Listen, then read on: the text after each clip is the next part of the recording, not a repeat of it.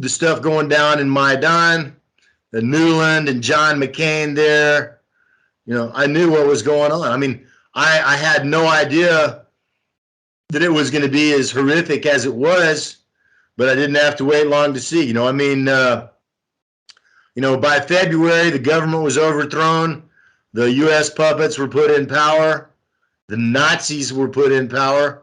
And immediately, they unleashed the army against the East, against Donbass. They were using artillery. They were using tanks. They were using airstrikes against civilians. And, when I saw that, I mean, at first it was Odessa on the 2nd of May, 2014, where they burned scores of people to death. It's not even known for sure how many, but at least more than 40 were identified, and documented as being murdered that day with fire, beaten to death, and then a month later, May 2nd, 2014, there was an airstrike on the Lugansk city administration building, and it was a civilian area. There wasn't any military around there at all, and a bunch of civilians got killed by these rockets from this Ukrainian Air Force jet. And the UCROPs, at first they said, oh, an air conditioner exploded.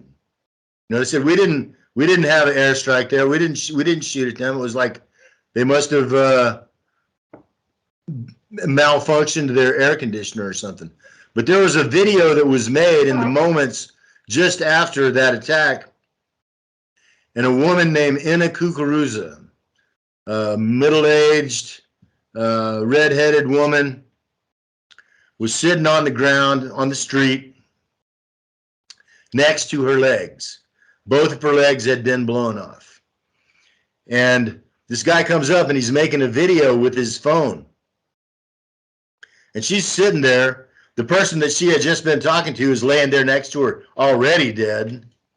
And she looks at this guy making the video with his phone, and she says, "Can I use your phone to call my family?" She knew she was dying. And she died. She didn't get a chance to make that phone call. But there was a photo made of that video where she's looking straight into the camera. And when I saw that video, or when I saw that photo, it was like she was looking straight at me. Yeah. And saying, what are you going to do about this? Are you just going to hit the angry icon on Facebook? Right. Exactly. And that was the moment. I'd already been thinking about coming, because I'd been following it since February. And I'm like, these guys, they're real heroes. They're, civilian partisans standing up to what was then the third most powerful army in Europe. Right. And we were always told here in the States, I'm sorry, but this is a bit of a delay. I didn't mean to cut you off there. Yeah. But we were always told here in the States that, that it was Russian. This is how they always worded it: Russian-backed militia, right? So everybody always thought it was like, or they made it seem like it was the Russian military, but it wasn't. Correct? It really wasn't, bro. I mean, I can tell you now what we didn't say. I mean, when I got here, okay, so after the Lugansk airstrike, I decided to come here. That was June 2nd. I mean, I told my boss, I told my girlfriend, told my family that for sure I was coming here.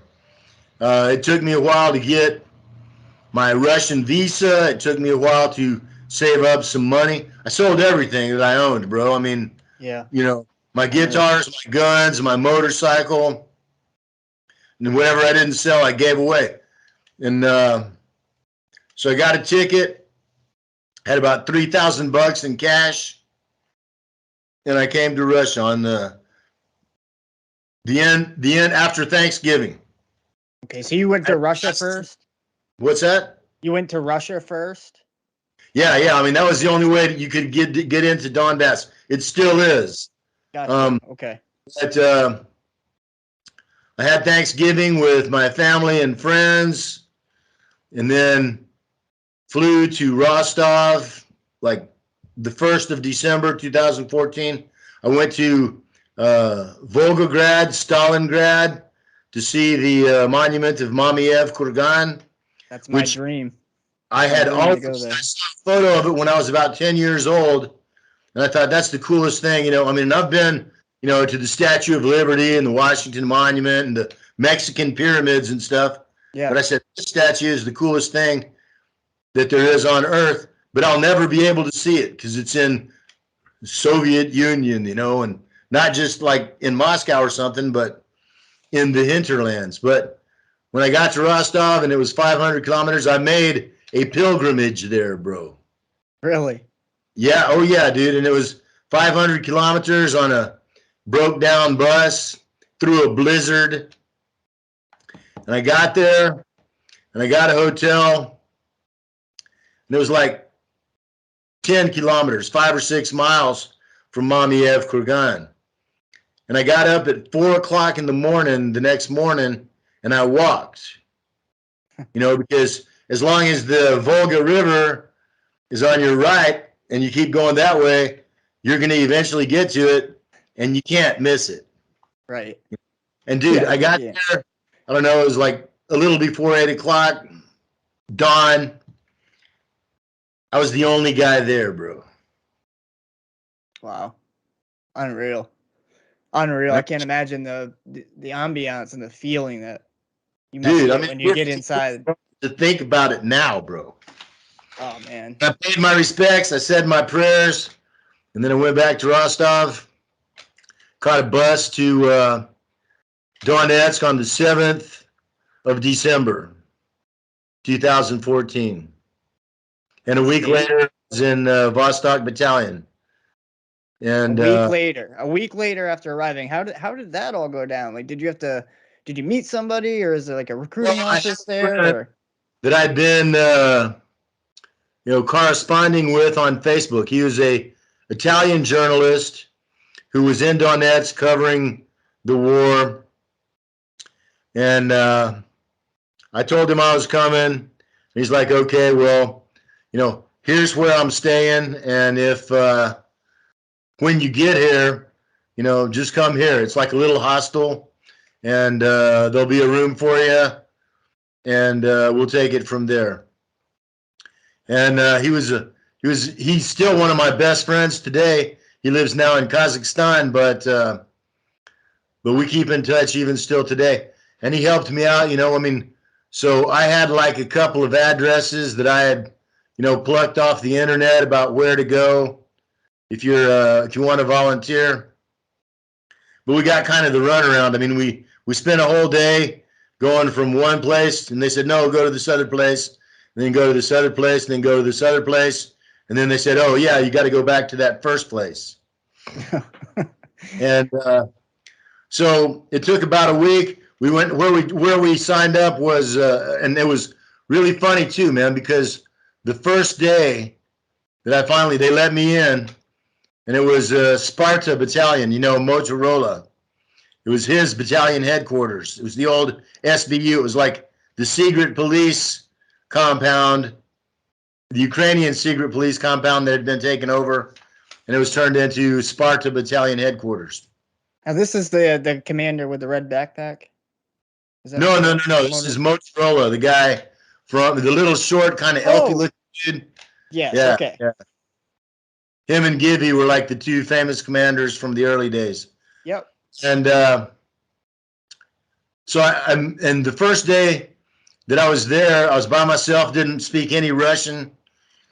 I'm in this room with about 40, 50 dudes that are all volunteering. Sergeant comes in, talks for like 15 minutes, and I don't understand a word of it. Right. But then I hear one guy in the back say in English, hey, Javier, I'll tell you what he said in a minute. I'll translate for you. And I went back and I said, hey, man, can you translate for me too? And, and I was like in old work clothes, like some worn out Carhartts and, like yard work type clothes. Sure. And the guy's like, you're not Russian? And I'm like, no. And he's like, where are you from? And I'm like, I'm from the States. He's like, what state? From Texas. I'm from Texas too. What city? From Austin. And he's like, I'm from Austin too. What? Yeah, it was amazing. And then, and then we're like, oh, dude, and we're like hugging, and all the Russians don't even really understand what we're saying, but they all like start applauding and stuff, you know? And it turned out he was a guy that was born in Russia, and he was born in Moscow, and he moved with his family to the United States when he was about 10 years old, and he'd spent like 20 years in Austin, you know, wealthy Russian family, and had Russian citizenship, and he came back when he saw what was going down, and actually, we lived just a few miles apart from each other, but we never met until we came to, Donetsk, the SBU. But we had this deal where, every day they'd say, all right, be here early in the morning, and the officer is going to come. And we did all go, me and this Spanish volunteer, Javier, and Orion, who was the Russian Texas guy.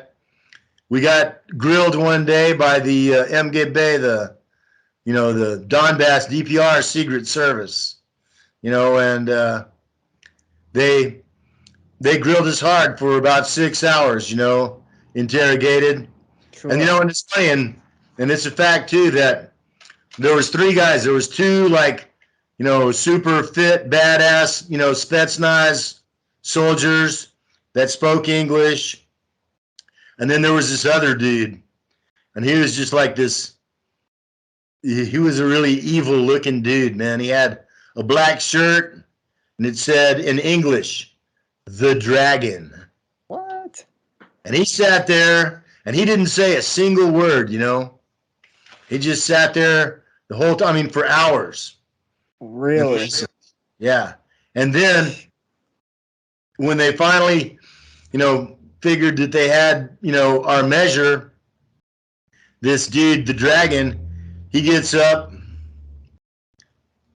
and he goes over to start making some tea. In Russia, everybody has the chaynik, the electric teapot, and drinking tea is like breathing. Yeah. And he goes over and he starts making some tea, and he looks at me and he says in English, he says, "Do you think the U.S. government was involved in September 11th? I'm like, of course they were. Let's have some tea. I was gonna ask you how they took it, having an American, with the history between the Soviet Union and in the United States. But it seems like once they got to know who you were and what your intentions, and that your intentions were good, that it sounds like you were treated pretty well, huh? Yeah, I was. It's like, I don't know if you ever saw that Vice News interview. I did, yep. They did. And you remember when we were on the front line position, and that dude Ostrovsky, he asked my buddy Pover, the guy that was on the RPG team, he said, "How do you know that Tejas isn't a spy?" And my comrade, he says, "You can just look at him and tell." That's awesome. Yeah, that's one of the best compliments I ever had in my life. That's great, man. So I ended up joining Vostok. I spent about a year in the Army, 2015. My first day of combat was December 31st, 2014, at the monastery, a couple of 100 yards from the Donetsk airport, which was, pretty much the hottest position at that time. Yeah. And, heavy battles every day. Changed hands a couple of times, right? Yeah. Mm-hmm. And we were way outnumbered. We were attacked every night. As the sun would go down, they would come from the west, and we'd be looking into the sun, and sun would be shining at us, and they'd start opening up, and it was like, 10 to 15 guys in this monastery. It was a convent, actually, right in the middle of a giant graveyard, bro. It was like, I don't know, more than 3,000 graves in the middle of this graveyard was this convent in this church. And it really, the day they took me to the airport, and I got out. It was dawn of December 31st. I got out of the van, and the first thing I saw is this blown up church. I mean, we're like parked right in front of it, and it's like, totally blown down. And then, and that was to me the indication of what the war was really about, and what, which side I was on. Yeah. I mean, because the monastery, 100 meters away, that was our position. That was our combat position. We never, ever used the church, not for observation, not for snipers, for nothing. We didn't even go in. But of course, the Ukrops thought we did because it had the high steeple, so they totally blew it down. But, I get out and the first thing I see is this blown up church. And I'm like, wow, this is really the war of good and evil. Yeah, I've seen videos of the army putting in artillery pieces, big guns, things like that, right next to schools, like between two apartment buildings. Mm-hmm. Just trying basically to draw Russia's fire. Exactly. One question I did want to ask you too, that kind of goes along with that is, in the beginning, we hear so much about the Azov battalion and the other, what would they say, Nazi battalions. They're not neo-Nazi, they're Nazi battalions. Yeah. Was it primarily them at that time, or was it all Ukrainian military? It was the Ukrainian army and Pravy sector, which is the biggest of the Nazi units. And it's the guys with the red and black flag. They're, the followers of Bandera. I mean, the Azov, Ider, Donbass, Dnipro, all these other. Well, Pravy sector is a big one. Okay. The others are more like specialized. Each one of like Azov, I think, had like maybe 3,000 or 4,000 guys in their heyday, 6 months ago, before we captured a few thousand and killed a few thousand more. But Pravy sector has probably 25,000, 30,000. Wow. And those Pravy sector guys were 150 meters away from us, shooting at us every day, So Pravy sector, and they're absolutely as much Nazis, as much terrorists, as much war criminals as any of them, man. And the crimes that they've been doing, as it's coming out now, they're posting their own videos. I've seen them. And horrific. But even back then, the Azov made a video of them nailing a DPR prisoner to a cross, raising up the cross and then setting him on fire. There's one of a DPR prisoner and his pregnant wife being hung, and not like drop hung, but over a crossbar, rope around the back of a car, rope around their necks, and them lifted up like that, man. There's one of them burying a prisoner alive, and then putting the, not a cross, but separ, separatist. And those are all from 14 and 15, the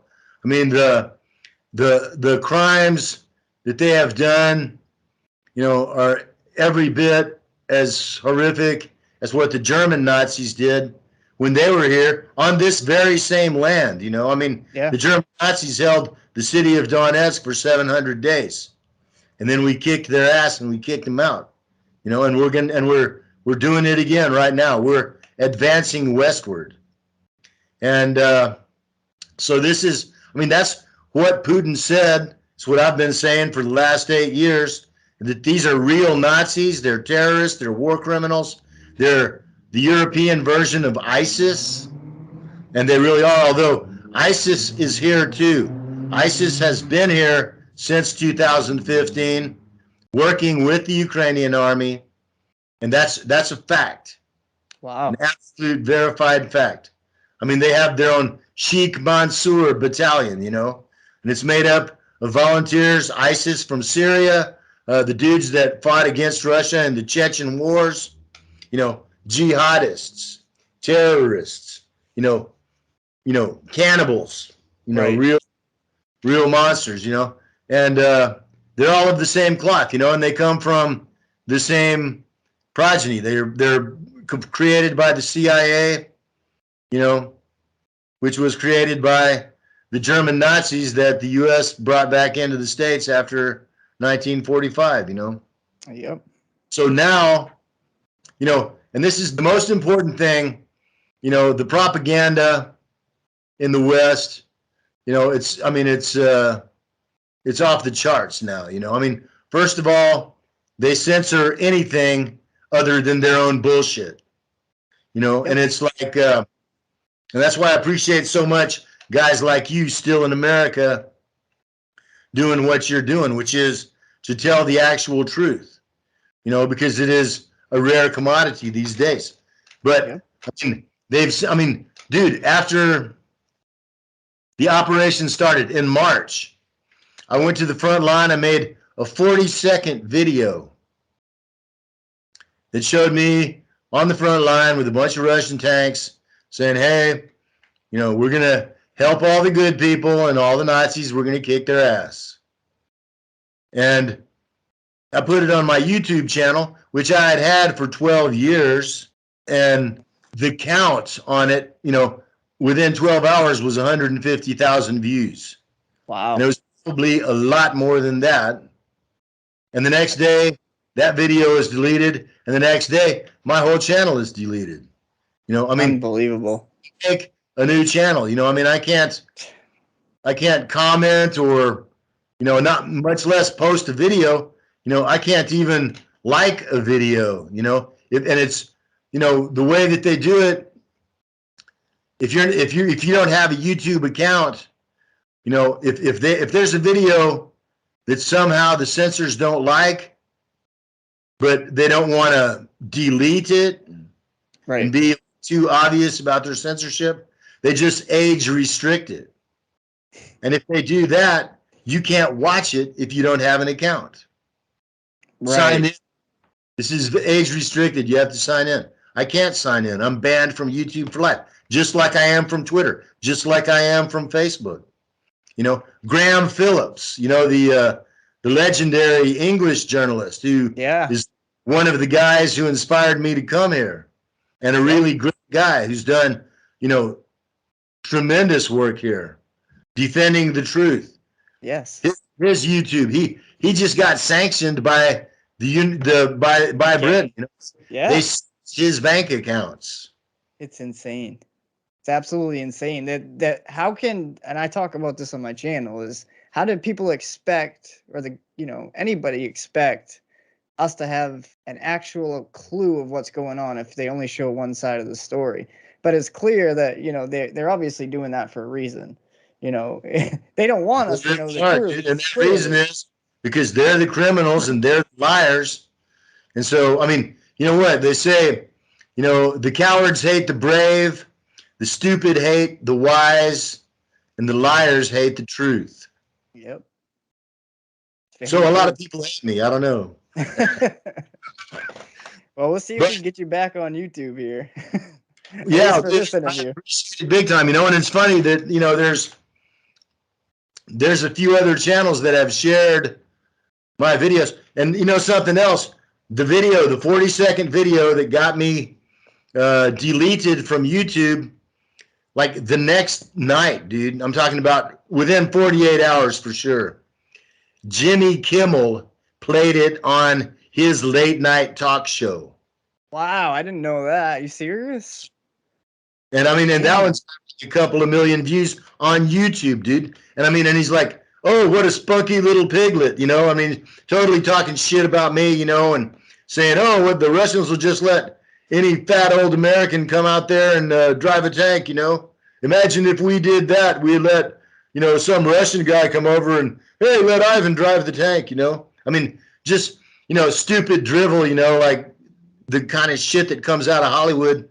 But he played the whole video, and millions of people saw it, and he was trying as best as he could to discredit me. Right. He just helped you out. He helped you out in the end. It was just like with Ostrovsky in that Vice News deal back in 2015. They I mean, the BBC, the Independent, Texas Monthly have all come here to do hatchet jobs on me, but they can't find the dirt